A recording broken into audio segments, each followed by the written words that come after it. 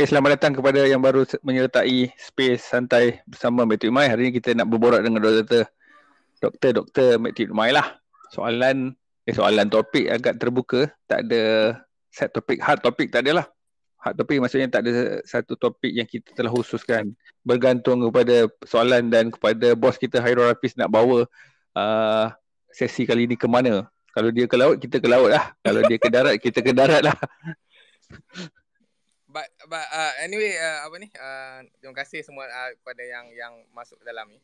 I think soalan masih lagi banyak kepada isu-isu semasa yang kita tengok berkaitan dengan vaccination, COVID-19, which is kita tengok kita punya cases sekarang ni semakin lama semakin meningkat. Today is 9,000 to 20.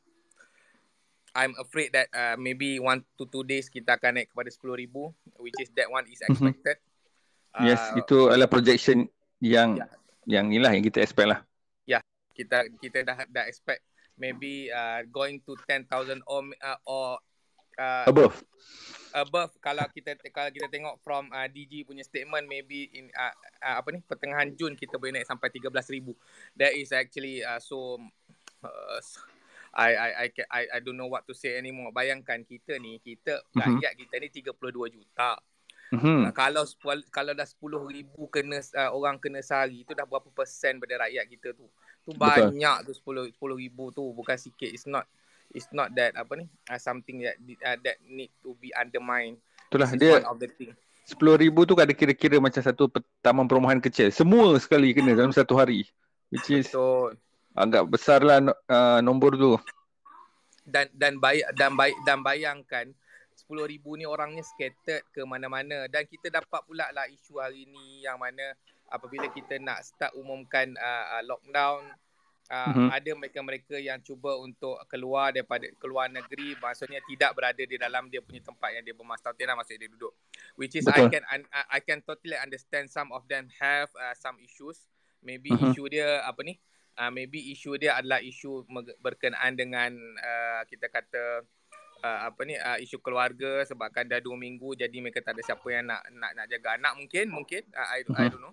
Jadi mereka terpaksa balik kampung, ataupun 2 minggu untuk total lockdown for them, they have tidak ada pendapatan di KL Selangor, jadi mereka terpaksa balik, maybe juga. Jadi I think there is a lot of issues that have been raised. But anyway, for me benda-benda macam ni pun kita kena tengok jugalah. I tak nak terus menyalahkan mana-mana pihak, tapi the movement yang kita nampak sekarang ni secara mata kasar is sangat-sangat membimbangkan. Kita tahu bahawa mereka-mereka yang di Selangor dan KL adalah mereka-mereka yang muda, mungkin they are asymptomatic, they are carrier, dan tidak balik ke mana-mana, dan they start to spread. And kita pun tahu tempat-tempat yang mereka spread adalah tempat-tempat yang kita kata orang yang agak berumur, mereka-mereka yang di kampung. Jadi mereka-mereka ni adalah mereka yang golongan rentan untuk mendapat penyakitan COVID-19. And kita pun tahu sekarang ni cases semakin tinggi, dan kita dapat lihat mereka-mereka yang golongan ni makin lama semakin ramai berada di ICU, dan juga kita nampak yang intubated. This is very very worrying. I'm not in a clinical field. Bayangkan saya yang tidak berada di clinical field pun rasa macam sangat-sangatlah seram dengan benda ni. I can imagine macam mana kawan-kawan saya dekat sini semuanya dekat medical field, mereka yang memang first hand dealing with all this COVID-19 patient.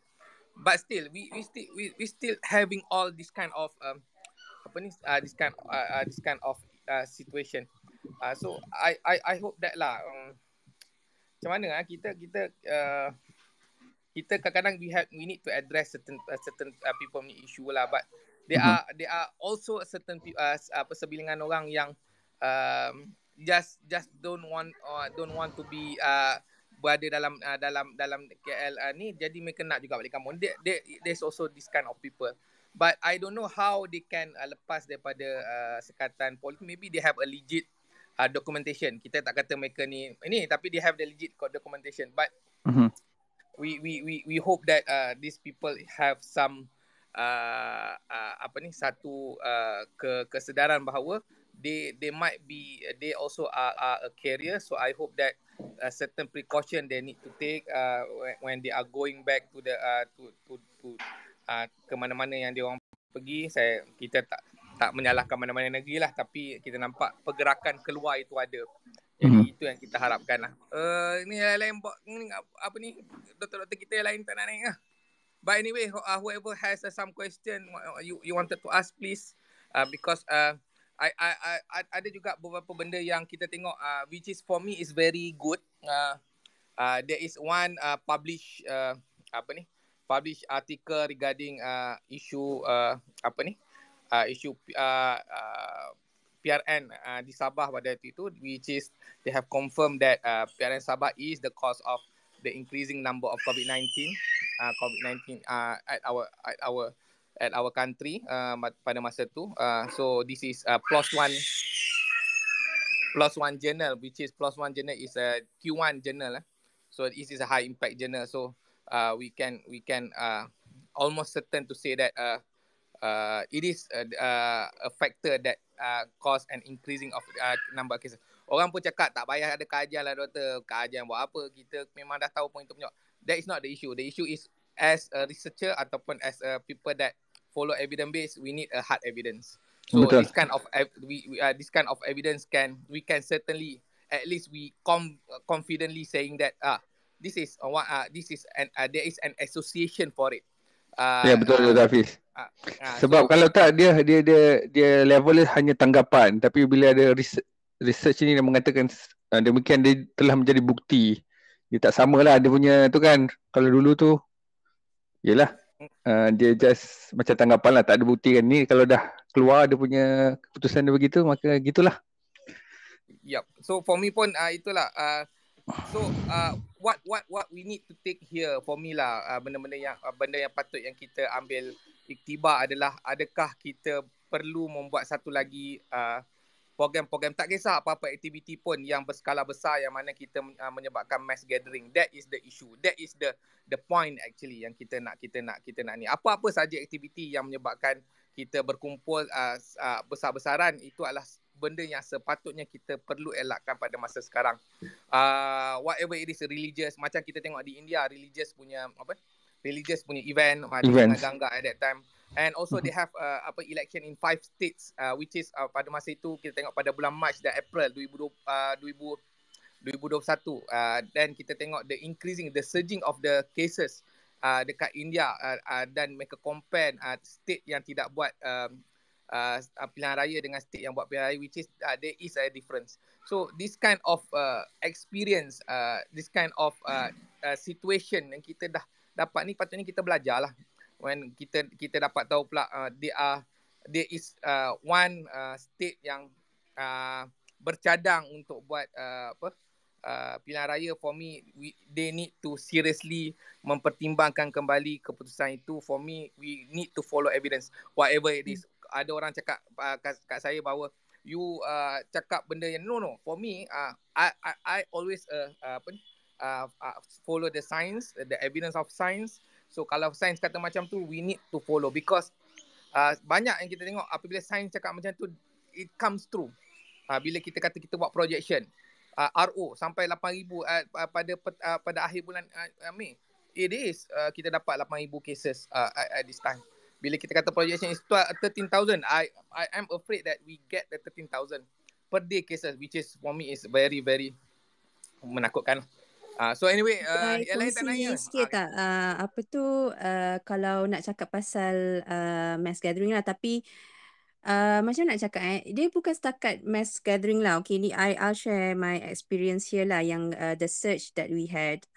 I think kalau my followers tahu kan, saya pun ada share recently yang dekat sini di island ni hampir seluruh tahun ni lah, yang 1 tahun yang kebelakangan ni, hampir seluruh tahun memang kita boleh keluar 5 kilometer je dalam lingkungan macam tu, which is tak adalah sama macam lockdown yang mula-mula dulu kan, yang kita samalah di island ke di Malaysia yang mula-mula dulu tak sama, tapi boleh keluar 5 kilometer je. Kita sebenarnya dekat sini bila kata mass gathering lah, dia tak semesti, bagi saya dia tak semesti mass gathering yang besar, tapi yang sikit-sikit macam kiranya kalau kat Malaysia berziarah dari satu rumah ke satu rumah, ataupun bukan dari satu rumah ke satu rumah pun, dengan family pun kira sebenarnya the smaller mass gathering lah kan. Inilah yang menyumbang sikit-sikit kepada kes yang ada. Sebab masa kita yang search yang lepas yang paling tinggi ialah waktu Christmas ya. So waktu tu sebelum kita memang ada dalam saya balik sini semula dalam bulan Jun macam tu. So masa tu dalam lockdown balik. Mungkin beberapa bulan selepas tu dia buka balik, maknanya boleh makan, adalah dalam maybe sebulan dua macam tu, boleh makan dekat restoran. Lepas tu naik dia tutup balik mungkin sebab dia rasa macam okey dah nak Christmas kan. Jadi dia memang tutup berbulan-bulan lah. 5 kilometer je boleh keluar, memang kedai tak buka. Kedai makan tak buka juga, dan boleh take away dengan delivery je. So waktu Christmas tu dia buka 2 minggu je. Sebelum Christmas memang kes dah nampak naik. Lepas tu Christmas dalam masa 2-3 minggu lepas tu daripada ratus-ratus yang slowly increasing, lepas Christmas je naik 6,000 terus. So you can look at the statistics now, boleh Google sekarang macam mana dia punya peak tu. Google je COVID cases island kan. Dalam waktu Christmas tu dalam 2-3 minggu lepas tu memang naik mencanak. Dan dia a very steep curve lah. Lepas tu dia turun balik. Selepas Christmas tu memang balik semula ke 5 km restrictions tu. Dan barulah dia slowly dia come down. Lepas tu dia plateau, dia mendata. So I think dia tak perlu pun tunggu mass gathering, setakat pergi ke rumah orang lain termasuk family pun menyumbang kepada kes tu. Jadi I think what happened is masa selepas lockdown yang pertama, sebab itulah lockdown yang betul-betul yang proper lah yang saya tengok dekat Malaysia kan. So lepas tu kan I think life is pretty much like normal kat Malaysia berbanding sini, sebab pergi boleh pergi restoran, boleh pergi jumpa kawan, boleh pergi rumah kawan macam biasa tak? Ataupun mungkin saya silap, tapi rasanya pretty much like normal lah. Tapi I think sikit-sikit benda tu dah naik dah. Dan recently yang terlalu agresif sangat dia punya number tu naik. Saya rasa mungkin ada faktor-faktor lain lah, macam varian baru. Dan Dr. Sarah pun ada kongsi hari tu, children are also affected now. Macam dulu kita tak berapa risau sangat. Memang children, one of the features of COVID ni, dia tak affect children that much. Macam kita tak berapa risau sangat dia punya effect on children. Tapi now we're actually worried. And maybe Dr. Sarah can actually share, what kind of variant, and how is it behaving now in kids? Because this was not a problem. This was not our worry at the beginning of the pandemic. So I think at the moment we can all expect based on our experience in masa perayaan lah, that the cases will surge. I mean, quite dramatically lah kan. And then Hafsah, maybe you can tell them dah berapa bulan dah korang dah buat total lockdown ni? Berapa bulan dah sekarang ni? Selepas Christmas tu dia balik semula ke 5 km restriction. Dan bukan setakat itu, memang kedai tak buka, memang restoran tak buka, sampailah beberapa minggu lepas. Ini pun restoran tak buka lagi tau. Rasanya seminggu dua baru kedai baru start buka. Kedai baju tu baru start buka. Ni kedai makan tak buka lagi, dine in tak boleh lagi, masih lagi delivery. So daripada Christmas hari tu, macam kiranya sampai maybe awal January dia dah start balik 5 km. Sebab boleh tengok graf sekarang, dia punya naik tu memang scary lah. Daripada ratus-ratus tu terus 6,000. Dan you tengok figure sekarang, you mungkin compare dengan 9,000 kat Malaysia sekarang. Tapi bayangkan island ni lagi kecil dari Malaysia. Lebih kurang 7-8 kali ganda lagi kecil daripada Malaysian punya population. So bayangkan 6,000 tu relatively high lah, much higher lah untuk island pada waktu tu. Jadi dia dengan lockdown tu lah baru dia turun. Dan tapi sebab dalam 5 km restriction orang boleh keluar, orang boleh jumpa orang lain kan. So dia turun, lepas tu dia plateau tau, dia akan mendata. Cuma saya rasa sebab baru raya kan, raya pun baru berapa dalam seminggu dua kan. Jadi 2 minggu benda tu akan naik. 2 minggu dah. 2 minggu dah. 17 hari dah. 17 hari. So dalam 2-3 minggu lepas Christmas tu dia akan dia akan naik lah. Dia akan naik banyak lah. Dan I think 10,000 tu memang expected lah, I rasa. Memang not surprising at all. Dan barulah kalau lepas lockdown, baru dia akan slowly turun and then dia akan mendata kalau lockdown tu berterusan lah. Cuma Okay. That is actually what I wanted to highlight to all Malaysians. The issue is people asking the government, we need to have at least 2 weeks of lockdown, total lockdown, or maybe at least 21 days of total lockdown. The UK experience showed that sebenarnya kita tak cukup pun 21 hari. Kalau orang kata 21 hari, I don't think so. The cases akan turun. Itu baru nak start turun. Jadi kalau kita nak buat, betul. If you ask me, at least 2 months. At least 2 months. Itu pun, ingat tak waktu kita kat PKP 1, kita nak turunkan daripada 1,000 kepada ratus, kepada SAR tu pun, 10 tu pun memerlukan 2 bulan. Ini kan kita kalau kes masa ni dah boleh naik sampai 10,000. Do you think that 21 days can actually help us? No.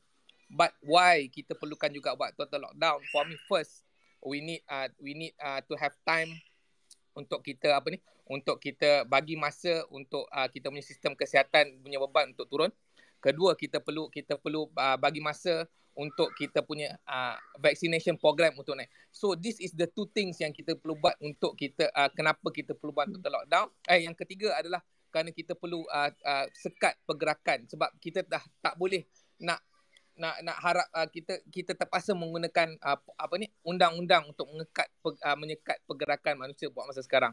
Jadi ini adalah 3 benda kenapa kita perlu buat lockdown, and 21 days is not enough. Walaupun saya dah banyak sangat orang duk cakap 21 days. 21 days is not enough. 2 months at least. So somehow I can understand why government ni reluctant sangat nak buat lockdown ni. I can understand lah. Tapi nak tak nak, we have no choice. We need to have the lockdown. Kalau tak, kita punya case mau dekat 20-30 ribu one day. So this is why. Because kalau kita tengok UK experience pun, they need 5 months. Itu pun dia orang berani buka because dia orang punya vaccination dah sampai 70-80%. UK sekarang, Hafsah? Dia dah 39 Saya tak million. pastilah. UK banyak jugalah. Tapi kat sini tak. Kat sini tak. Kat Ireland tak. Belum lagi. Orang Island muda-muda tak? memang Okay. belum. Orang muda-muda belum dapat lagi tarikh. Memang tak ada bayang langsung lah sekarang ni. Yang ada, yang Allah Akbar. orang yang immunocompromised. So Elderly. rasanya itulah macam kat Malaysia kelebihan dia ada opt-in tu. Lagi satu lagi strategi yang kat Malaysia yang saya rasa setakat ni yang up to this point membantu untuk membendung kes kat Malaysia ialah sebab korang quarantine orang yang COVID positif dekat quarantine center. Kalau kat sini diorang memang quarantine kat rumah. Jadi mungkin dari segi dia punya strategi tu bolehlah mengurangkan penularan tu kan. Tapi itulah macam I think lagi dari segi culture pun lain tau, sebab kat sini kan macam yelah family tak besar, lepas tu macam yelah kadang-kadang boleh kata buat hal sendiri juga kan, macam kadang-kadang biasalah macam tak adalah selalu melawat menziarah kan. Kalau dekat hospital tu kalau seorang saudara sakit semua extended family semua menziarah, contohnya lah dulu waktu normal dulu kan, ataupun kat rumah sakit semua pergi ziarah kan. Tapi kat sini tak adalah macam tu kan. Jadi macam I think sebab kita punya culture pun lain, jadi memudahkan lagi untuk benda ni spread lah. Jadi there is one question tadi ada ni. Xavier message me. Dia kata is it because kenapa increasing of cases, adakah disebabkan oleh keberkesanan kita punya saringan? Which is Selangor is doing it. I applaud with that. FTT is good. Dia buat dia start untuk screen and also dia start untuk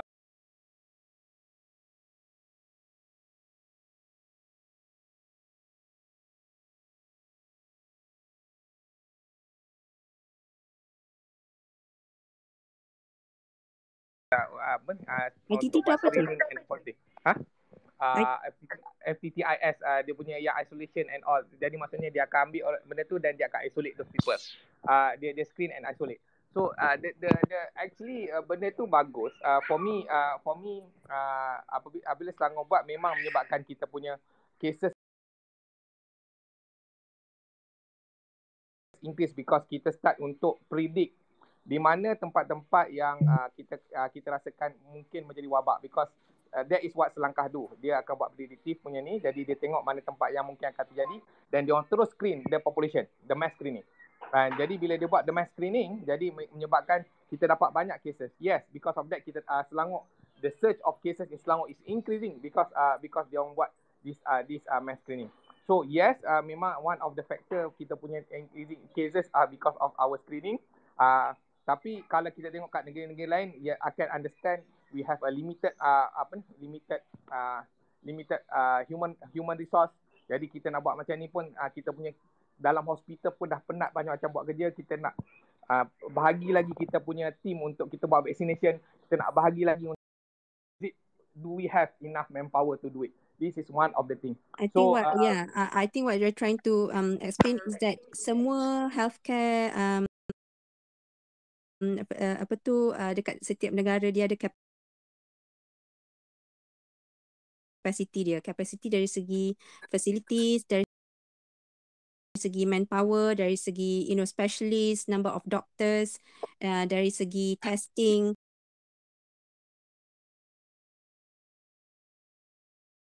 Semua ada dia punya kiranya limit lah kan, apa yang kita boleh cope with. So at some point dia punya capacity macam dulu-dulu kan, waktu masa about 1 year ago, dia punya capacity tu bila it's reached, then you can see that macam okay, PPE kena rationalize, testing kena rationalize. So I think and you can see that the facilities pun beza daripada dulu. Macam dulu boleh katil single-single untuk orang yang COVID positive quarantine, you can get single bed. Sekarang dah kena bunk bed because terlalu ramai. So the number is significantly increasing and it's actually I don't know dah reach capacity ke dah dah lebih daripada capacity Malaysia, saya pun tak tahu sekarang, tapi it's actually very worrying lah. So macam sekarang pun kat sini masa mula-mula dulu saya pun buat dermatology kan, diorang dah start ajar pasal macam ICU care and everything tau. Jadi kalau kat Malaysia pun mungkin dah tahap waktu macam tu jugalah sekarang ni kan. Sorry Hafsah, soalan tadi. So waktu kita kes tengah teruk waktu tu dekat island kan, masa mula-mula dulu kita, walaupun saya dalam dermatology, waktu tu mungkin dia dah takut kita dah reach capacity kan untuk doktor kena redeploy, dia dah start ajar lah doktor-doktor yang bidang lain untuk ICU care and everything. Ini Dr. Rafidah kena jawab ni. This is a very interesting issue. Dr. Rafidah, maybe you can macam the mobilization of Dr. Otto kepada ni. Kenapa kena seru? Sila jawab ni Dr. Rafidah. You timbalan komandan kan COVID-19? Timbalan je, bukannya komandan. Okay, so bukan I lah, tapi because kes semakin banyak dan macam surgery, ortopedik, semua tu dah kurang dia punya elective kan, kerja-kerja elective atau surgery dah kerja elective. Kalau dari segi ward pun dah merebak-rebak, daripada ward kita ada 2 jadi 3, 4, 5, so dah merebak kat orang lain. Jadi nak tak nak kena mobilisasikan orang lain untuk join team COVID ni. So memang banyak hospital dah buat sebenarnya. Surgeon tengok patient, mungkin Zack pun boleh nak cakap pasal apa dia punya experience. I think Datuk Tan Sri pun ada letak di Facebook beliau yang surgeon tengok COVID. Kawan-kawan saya yang Otto dan sebagainya dah mula tengok sakit COVID dah lama dah sebenarnya. Jadi bukan benda yang baru dan insya-Allah kalau kita nak mereka tolong, kita pun kena ajar juga. Kita pun tak berapa pandai, tapi kita pun pelan-pelan berkayuh orang kata. InsyaAllah kita dah tahu dah sedikit sebanyak macam nak manage, yang kita akan cuba untuk orang kata merangkumi semua orang dah bersedia ni, tak tahu bersama-sama nak berperang bersama-sama. Jadi dari segi bersemangat sangatlah mereka semua. Jadi tidak ada masalah sebenarnya bekerjasama di hospital. Kalau apa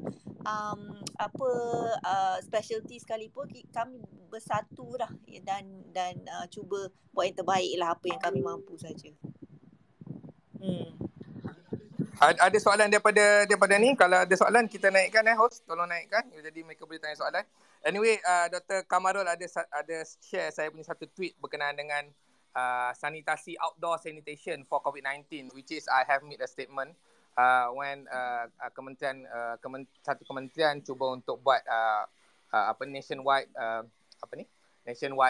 outdoor sanitation. For me, memang pada mula dulu, awal-awal dulu kita buat this outdoor sanitation, but when we have more evidence, more knowledge about COVID-19, we CDC found that benda tu sebenarnya tidak membantu lah. Maksudnya kenapa kita nak kena kita sanitize street, bukan itu tempatnya.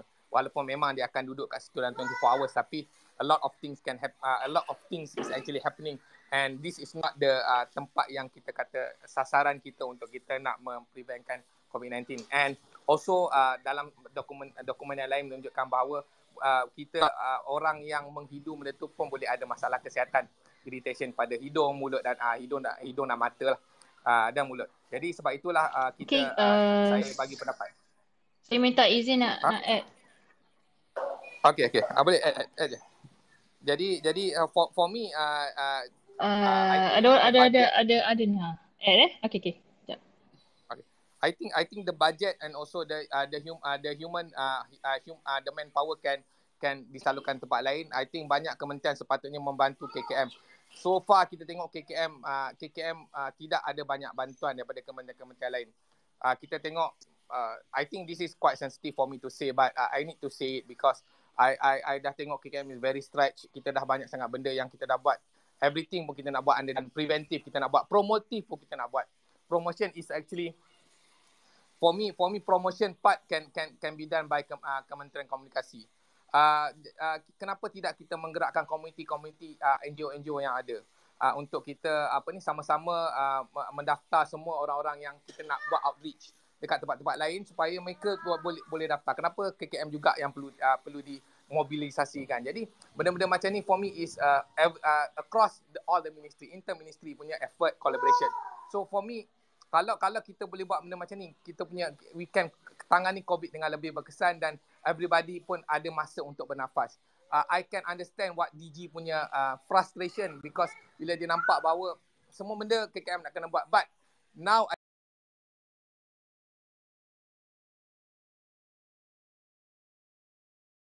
I can see that tadi pun KPKT pun dah ada start bagi statement bahawa mereka dah start tolong. JKKK is some organization, big organization that they can actually help us untuk kita buat benda ni. Bagaimana dengan parti-parti politik punya jentera? They can also help us, dan saya nampak benda ni pun dah start more. Every agency can help KKM untuk curb this pandemic together, because if this is one man show, takkan ke mana lah. I cannot see that we can get out from this pandemic kalau KKM saja yang buat. It's not that I'm venting my frustration, tapi soalan panas. I think apa yang kita boleh buat sekarang ni sebenarnya, apa yang kita boleh buat untuk first is stabilize the number of cases and then bring it down. I think for me kan, you see how Mosti is dia Mosti tidak macam Mosti contoh. What Mosti did adalah bukan KKM kata Mosti you tolong buat ni. No, Mosti saying that yes, I want to do something. This is my part. I want to do it. Vaccination program is actually Mosti can handle it. So nampak tak macam tu? So I hope that there are other ministry also can come out and give some help. Itu yang kita harapkan lah. Okay, kita kena jemput ke mereka. Kenapa mereka tak buat secara sukarela? Saja soalan panas sikit. That is actually what I'm saying. So for me that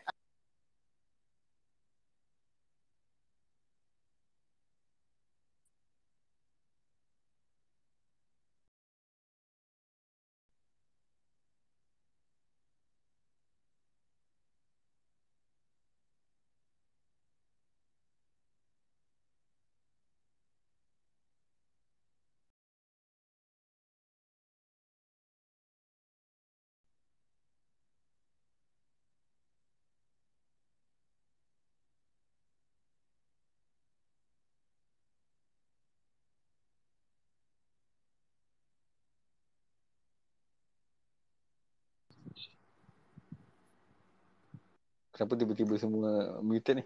Boleh dah. Hafiz, boleh Boleh? sambung? Okey. Boleh sambung habis? Saya nak tanya soalan panas tu. Kenapa kita perlu jemput kementerian-kementerian lain ni? Tak faham. Tak boleh ke mereka dengan it's a whole country approach, right? Everybody has to be together, right? Your comments, please. Siapa? Hello, dengar tak? Dengar, tadi termute. Dengar Cip. Okay. So itu yang saya kata. So for me, everybody every ministry need to have a leadership. They actually come up with an idea how they want to help. So they just saying that, KKM, look, I think this one is something that we can do. Contoh Kementerian Komunikasi, we do the awareness part. Okay, kemudian KPKT kata luar bandar dan ni kita ada jentera, kita ada JKKK dan kita we want to help out. Okay, kementerian ni cakap we can do this, kementerian ni kata we can do this. Kita ada PBT, kita ada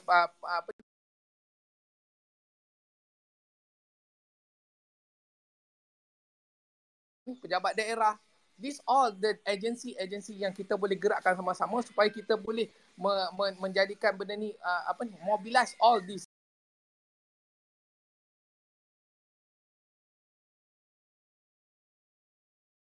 NGOs, all these agencies supaya mereka boleh buat kerja sama-sama untuk curb this pandemic.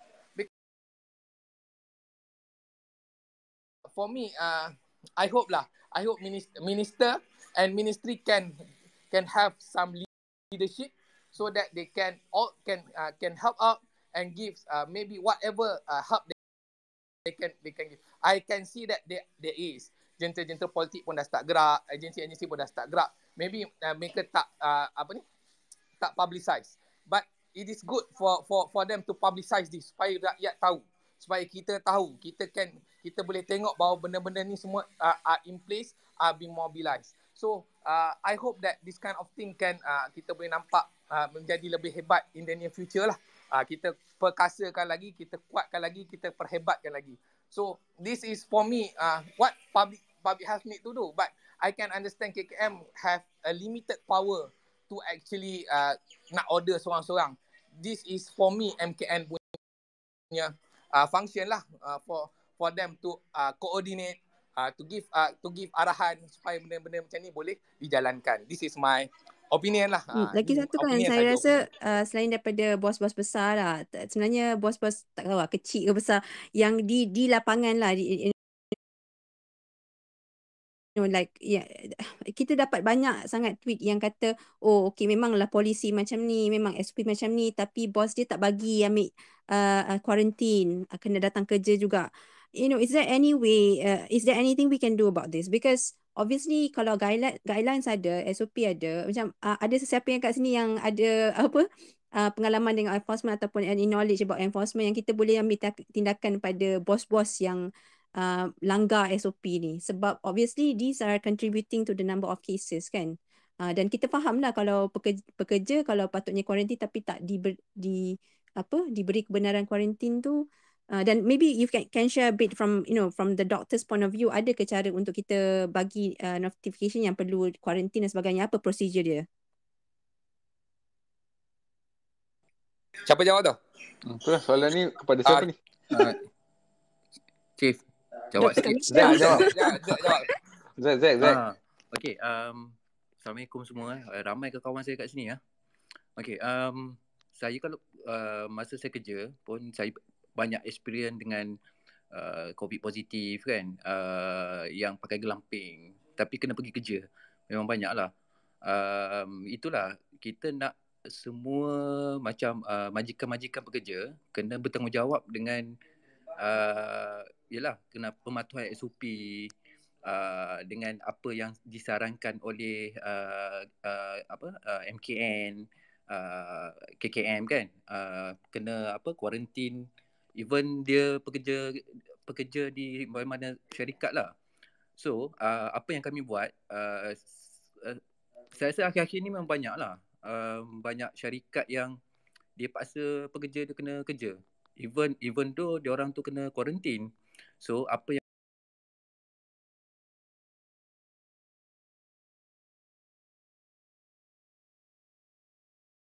yang kami buat, biasanya kita buat police report lah.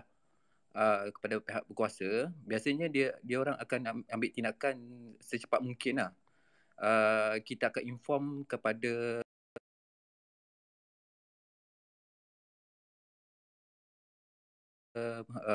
satu buat report polis, satu lagi kita akan inform IK ataupun PKD yang terdekat dengan kawasan yang cover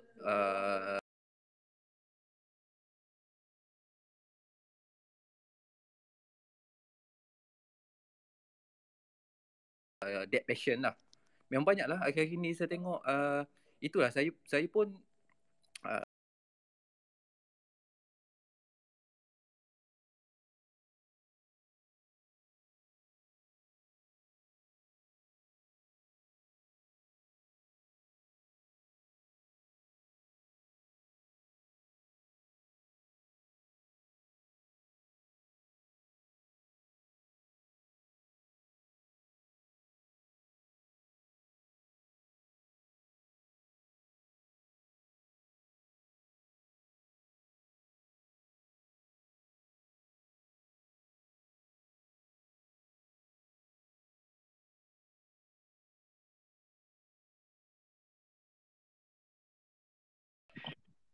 I think because of walaupun kalau dia dah dia nak minta slot pun dia akan tunggu lama juga. Better dia buat dia booking dulu, book je. Kalau macam contoh dia nak dapat kat AstraZeneca itu dia dah dapat, okey. Dah dapat tu terus dia pergi jumpa dengan doktor mana? Tak ada masalah.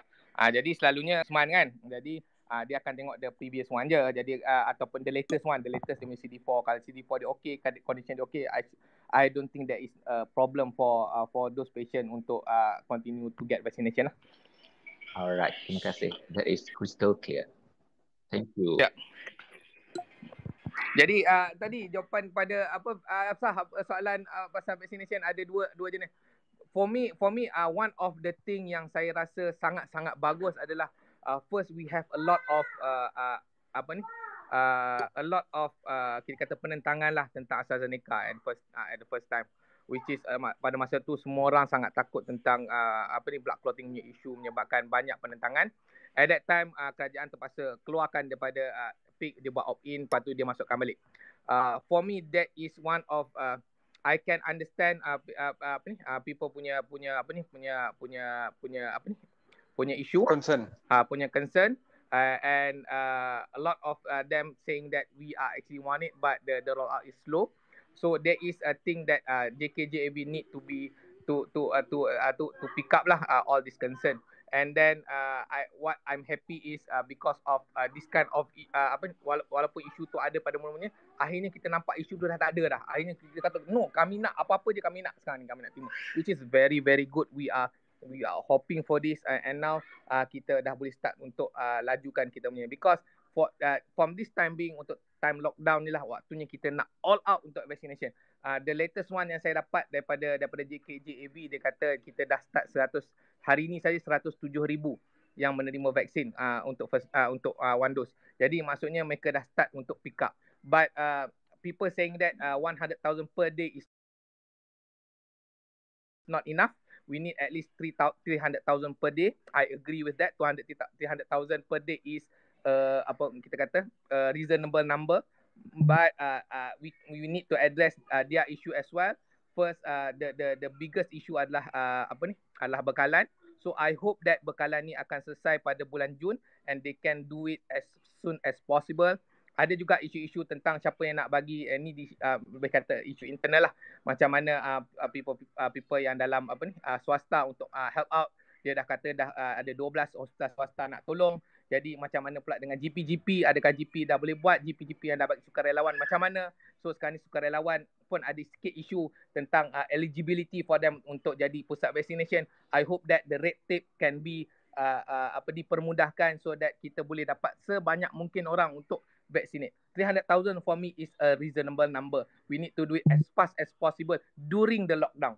That is the only way. Tak ada cara lain dah. Kalau dia buat lambat-lambat, kalau dia nak buat ni, no, kita tak boleh. Kita nak kena cepat. We don't have any option lah. Kita kena buat cepat because our case is increasing in number. There is no other way. So untuk yang kita kata adakah yang nak, so kita dah nampak the trend, orang dah mula nak. Tapi ada juga yang tak nak ni.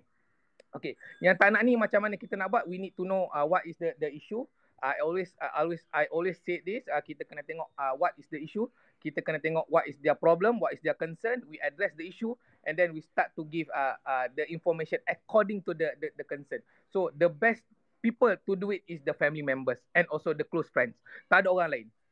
Maksudnya sekarang ni terpaksalah kita minta tolong kawan-kawan kita kat sini berdebatlah di dalam WhatsApp group, sebab WhatsApp group tu for me adalah tempat yang paling orang selalunya memberikan macam-macam informasi. Lagilah pula kalau grup WhatsApp group keluarga. Oh, keluarga besar. Oh, lagi macam-macam dia orang kat situ. Sebab kat situ kita tak main nak counter. Kalau benda tu dalam social media, all my friends here can do something. We can actually give counter all the argument. Tapi bila dalam WhatsApp group macam mana kita nak tahu?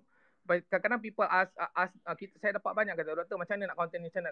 For me it's quite hard for me to explain one by one, tapi at least kalau kita tahu the issue, maybe we can give a general statement, then we hope that somebody screenshot our statement and masukkan benda tu ke dalam WhatsApp group. Itu pun ada cara yang boleh buat. But anyway, memang tidak ada cara lain adalah kita nak minta tolong mana-mana yang untuk yang kawan-kawan atau ahli keluarga ni, dialah antara orang yang kita harapkan boleh memberikan sedikit sebanyak nasihat kepada ataupun memberikan info kepada mereka yang on the fence ni. Saya rasa anti-vax tak ramai. 10% je, 10-20%. Tapi yang ramai on the fence, 30%, 40%. I think kan even the small things can help. For example kan selalunya kalau yang menakut-nakutkan tu dia selalu bagi macam contohlah macam cerita atas cerita kan, okay dia ni dapat complication ke apa. So I think it helps even if each and every one of you memang ambil gambar yourself or your parents dapat vaksin, and then share your experience dekat Facebook, Twitter, Instagram, and macam you punya family members, mungkin kawan-kawan you punya ayah nampak, then they think okay actually other people are getting it and they're fine, so I should get it too, it's safe to get it. So it's actually macam indirect promotion lah, bukannya maknanya kita kena, kadang-kadang kita tak perlu berdebat pun, kadang-kadang berdebat pun tak ke mana kan. I think selalunya orang yang macam anti-vax ataupun takut ni, dia memang dia ada dia punya fixed belief lah. Tapi kalau tengok orang lain memang ada experience dan tengok gambar, people like pictures and then stories, dia lebih dia rasa macam boleh relate lah, dan dia rasa macam dia boleh apply to themselves, Betul. Sebenarnya banyak orang yang on the fence ni, dia adalah yang ada fixed mindset, tapi ada juga yang masih mencari-cari. Masalahnya apabila dekat grup WhatsApp tu dia dibombard dengan maklumat yang salah saja kan. So susah juga dia untuk tiba-tiba nak melawan maklumat yang dia dapat. Dan masalahnya ialah orang yang kuat melakukan aktiviti penyebaran maklumat ni adalah orang-orang yang anti-vax. Kita yang tak anti-vax ni tak ada masa, kebanyakannya pasif lah. Kita baca, kita faham, okay, kita faham dan kita nak ambil, that's it. Untuk orang awam lah, doktor ni banyak lah yang buat kerja advokasi ni, tapi untuk orang awam dia macam okay lah, aku dah ambil main-main, aku nak ambil dah lah. So orang lain, lepas tu maklumat tu kita faham, kita untuk diri sendiri. Kadang-kadang sebab orang awam pun susah lah nak counter balik sebab tak ada all the facts kan. Betul. Jadi I think the simplest thing is just to share experience. There are people who will actually observe and think about it, so you don't have to actually create friction pun. Kadang-kadang you just have to share your experience just to show that this is safe. That's all. And it's actually macam kiranya perang psikologi jugalah kan. Macam kalau kata sebelum ni ada infodemic of this wrong information being circulated, misinformation. So stories and actually sharing of experiences can help as well to counter this. Yes, betul. Lebih ramai orang share tentang mereka dah ambil, mereka dah alami the procedure dan sebagainya, dan mereka selamat. I think dia akan berubahlah fikiran, sebab selama ni semua orang asyik cerita pasal masalah. Tapi tak ramai orang cerita yang okay, benda ni tak ada masalah, benda ni santai je, benda ni okay. Kalau ramai orang show yang dia okay dan ramai yang menunjukkan prosedur itu selamat, maka orang yang melihat maklumat tu lebih nampak banyak yang selamat lah. Sebab yalah, benda itulah, kita kena lawan information ataupun volume of information dengan volume of information. Exactly. Lah. And it's this Jadi orang as what's reported in the media, surat khabar yang complication, the first thing yang akan naik ialah kalau complication jadi dia akan naik dalam reporting. itu yang di highlight lah kan. Tapi masalahnya yang beramai-ramai berjuta-juta yang okey ni tak masuk dalam berita, itu masalahnya kan. Jadi kita as in rakyat lah kena sama-sama membantulah, sama-sama create that volume of perspektif yang benda tu okey, kita buat okey je, tak ada masalah. My parents, my father, my uncle semua ambil okey. Kalau yelah not every uncle and fathers boleh share benda-benda tu, bukan berani ataupun pandai lah nak share. Kita sebagai orang muda mungkin, sebab kat Twitter ni ramai orang muda kan, just share your fathers punya cerita, your uncle punya cerita yang selamat lah, yang okey-okey je. I think one of the thing yang we have discussed about this previously dalam Spaces pun adalah how we wanted to have a narrative of storytelling lah. Macam mana kita nak start, because kita tengok bahawa kalau bagi fakta kadang-kadang pakcik-pakcik agak susah sikit nak terima. We can understand that. For our own knowledge and understanding, it is good. Tapi untuk mereka-mereka ni susah sebab maybe dia orang punya latar belakang is not yang terdedah dengan sains. Jadi what we can do adalah how we want to create a story, macam Kamaru dan juga Afsah cakap, so that story tentang keberkesanan, orang tu ambil nampak okey, tak ada masalah, dia okey. Lagilah pula tiba kawan dia pula dah ambil, nampak dua-dua semua okey, tak ada masalah, nampak ceria. Jadi benda-benda macam cerita-cerita macam ni boleh kita ceritakan supaya benda ni menjadikan satu peer pressure kepada diorang jugalah. Dan akhirnya mereka rasa bahawa kalau kawan aku dah ambil, takkan aku tak ambil, malu lah. Lepas tu kadang-kadang kalau kita kenal lah kawan dia tu, kita tahu memang dia orang baik, kawan dia tu memang orang yang dah ambil vaksin, memang sokong vaksin, boleh je suruh kawan dia bercakap, kata minta lah tolong cakap dengan ayah ni, ayah yang tak nak ambil vaksin. Kadang-kadang kita cakap susah, bila kawan-kawan dia cakap, dia boleh dengar. Jadi itu adalah strategi yang kita boleh pakai, macam-macam strategi sebenarnya, but you need to know their concern first. For me, you engage, and maksud engage adalah you need to go to them and ask them what is their concern. Kadang-kadang concern dia takut jarum. You cerita pasal macam-macam vaksin, tengok saja paling takut jarum. Apa ya? Dia bukan tak nak vaksin kan, dia lebih kepada tak nak cucuk. Jadi ada satu yang tadi I have one session dengan PIUM, one of the consultant geriatric cakap pasal tympanophobia.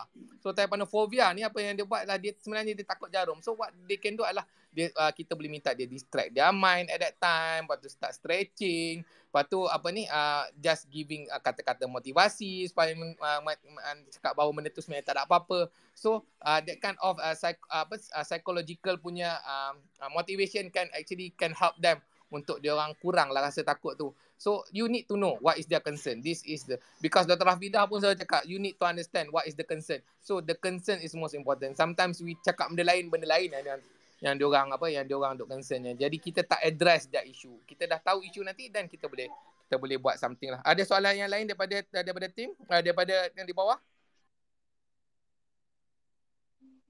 Host, ada host? Soalan-soalan.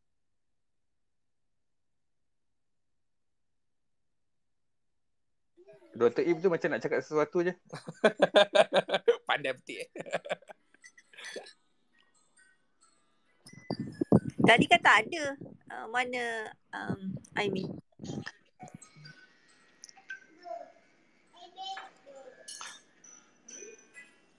Okay. Kalau ada yang nak borak-borak, ada yang nak share ke macam mana they spend the lockdown, the time during lockdown, macam mana untuk de-stress, benda-benda yang boleh share untuk help all of us here. Hafsah, you tak nak cerita you punya second dose AZ ke? Any problem? Okay. You had it just now kan? Macam saya dapat hari Khamis petang, ada rasa macam lengur-lengur badan, demam sikit, tapi masih kerja macam biasalah sebab kita memang expected kan benda ni the response of the immune system kan. Rasanya macam saya kalau saya dekat sini every year dapat flu vaccine. Tak tahu kalau kat Malaysia ada kita ada bagi ke flu vaccine? Ada. Saya memang dapat saya ambil. Saya ambil flu vaccine every year. So memang saya memang expect lah, memang ada symptoms kan macam lengur-lengur badan, sakit-sakit muscle ache. apa tu bertekak tak berapa sedap, tapi biasa je lah, boleh buat kerja macam biasa lah.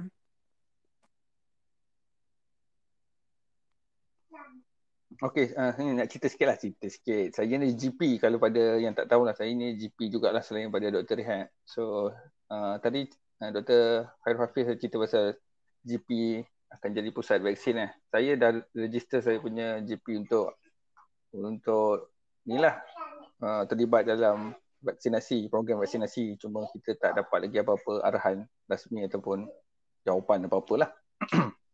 Tapi pun kami dah bersedia lah. Sebab saya dah ambil vaksin, kita tahu berapa apa nama tu? Berapa checkpoint nak letak, macam mana nak susun. Saya dah ready dah semua. Tinggal tunggu arahan lanjut lah. So sejujurnya ramai juga GP yang nak join, walaupun kalau ikutkan kos yang ditanggung tu tinggi jugalah untuk klinik. Kan dia ada, sebenarnya KKM ada macam beri bayaran lah, tapi tak cukup untuk kos, untuk cover 100% kos tu. Tapi tak ada masalah.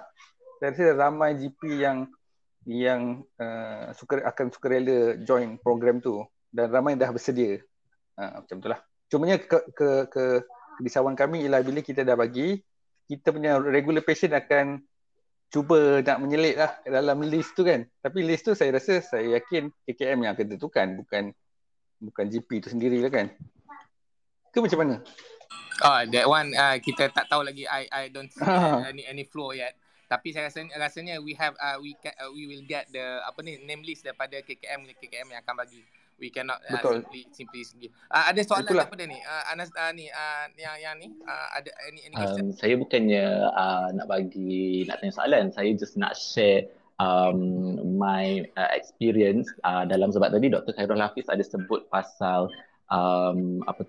fighting orang-orang yang bagi berita palsu atau berita salah dalam grup ni kan. So actually waktu raya hari tu I joined this space, and then ada I tertarik dengan salah seorang doktor ni. Dia ada cakap kita kan macam anti-vax ataupun golongan-golongan yang suka sebarkan berita palsu ni, diorang suka bombard berita palsu tersebut dalam grup WhatsApp tau. So minggu lepas actually dalam grup besar keluarga saya saya yang cakap Dr. Kamarul yang cakap.